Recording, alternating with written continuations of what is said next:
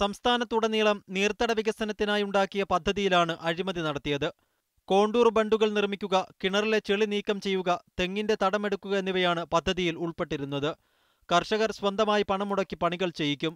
സർക്കാർ നിശ്ചയിച്ച തുക കണക്കാക്കി പിന്നീട് നൽകും.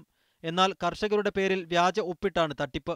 ഓ ഫൗണ്ടേഷനും കമ്മിറ്റിയും ചേർന്നുകൊണ്ട് ഈ പൈസയൊക്കെ കൃഷിക്കാർക്ക് കൊടുക്കാതെ അവരെ എടുത്തിരിക്കുകയാണ്. അവരുടെ ചെക്കുകളൊക്കെ അവരുടെ ഒപ്പൊക്കെ ഇവരെ ഇട്ടിട്ട് എടുത്തിരിക്കുകയാണ്. പദ്ധതി നടത്തിപ്പിന് മേൽനോട്ടം വഹിക്കുന്ന ഹോപ്പ് ഫൗണ്ടേഷനും കർഷക സമിതി അംഗങ്ങളും ചേർന്നാണ് തട്ടിപ്പ് നടത്തിയത്. മരണപ്പെട്ടവരുടെ പേരിൽ പോലും വ്യാജ ഒപ്പിട്ട് പണം തട്ടിയിട്ടുണ്ട്. എൻ്റെ വലിയച്ഛനാണ് ഉണ്ണി പറഞ്ഞ ആൾ. അയാൾ 1.5 വർഷം കഴിഞ്ഞ് 2 വർഷമാകാനായി മരിച്ചു കഴിഞ്ഞ് 1 വർഷം കഴിഞ്ഞിട്ടാണ് ഇവർ ചക്ക് മാറിയിരിക്കുന്നത്. കർഷക സമിതിയുടെ പേരിൽ വ്യാജ റെസിപ്റ്റും അടിച്ചിറക്കിയിട്ടുണ്ട്. കർഷകരെ വഞ്ചിച്ചു പണം തട്ടിയവർക്കെതിരെ നടപടി ആവശ്യപ്പെട്ട് പാലക്കാട് ജില്ലാ കളക്ടർക്ക് കർഷകർ പരാതി നൽകിയിരുന്നു.